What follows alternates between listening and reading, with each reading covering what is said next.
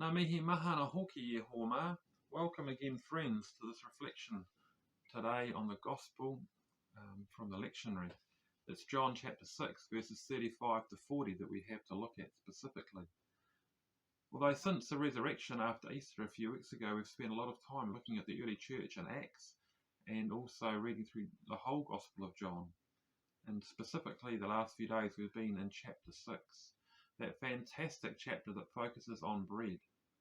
First, the miracle in the wilderness of those thousands being fed, and today's text set in the synagogue in Capernaum, where Jesus explains that miracle and how it fits into the story of God's people, Israel, and also us. This chapter also informs a lot of how we understand the Eucharist, the Mass, the communion, and how we are fed by the body and blood of Christ still today. I am the bread of life, says Jesus today. Whoever comes to me shall never hunger or thirst. What could this mean for us today in 2021? Many of us who attend church regularly receive the body of Christ ritually when we go. As a priest, I'm involved in the distribution of this bread of life, and I love the ritual symbolism embedded in this meal.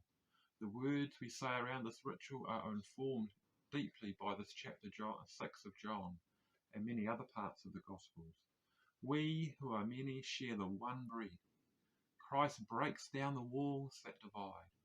Take this bread, eat this body of mine which is given to you. Do this to remember me.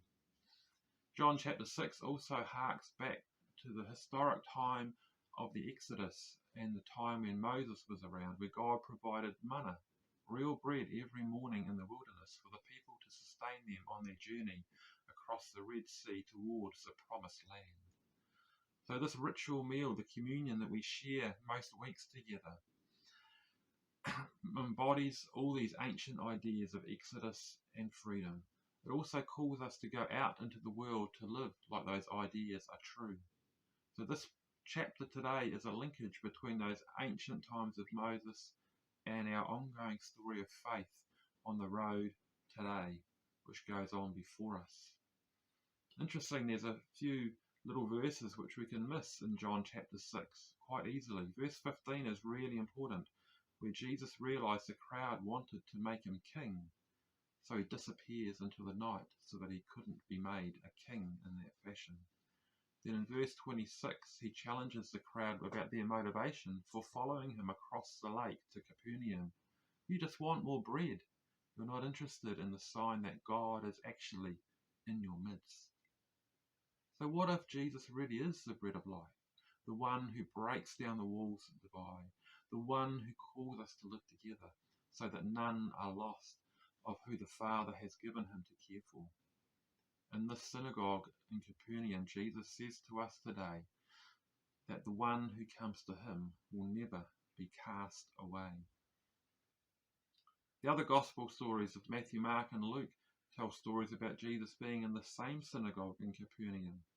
Just like today, he was watched by the Pharisees and the crowds as he healed a man with a withered arm on the Sabbath. Is this the same time that John is talking to us about, or another time? Either way, it doesn't really matter, because both times his message and his actions cause upset among the people. This way of Jesus to run from power, to welcome all, to break down any barrier and bring people together, to bring healing and restoration, to bring welcome to all, is not actually always welcomed by everybody. Yet this is the challenge and call of Jesus. That lover of all who has changed our lives is also changing the lives of others in ways we may not even know about. What does this mean in our world today?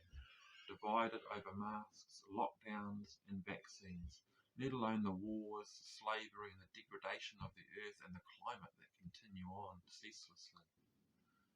In our text today again, we see that the religious people who knew the stories of Moses and should have known better couldn't see the bread of life speaking to them in their midst.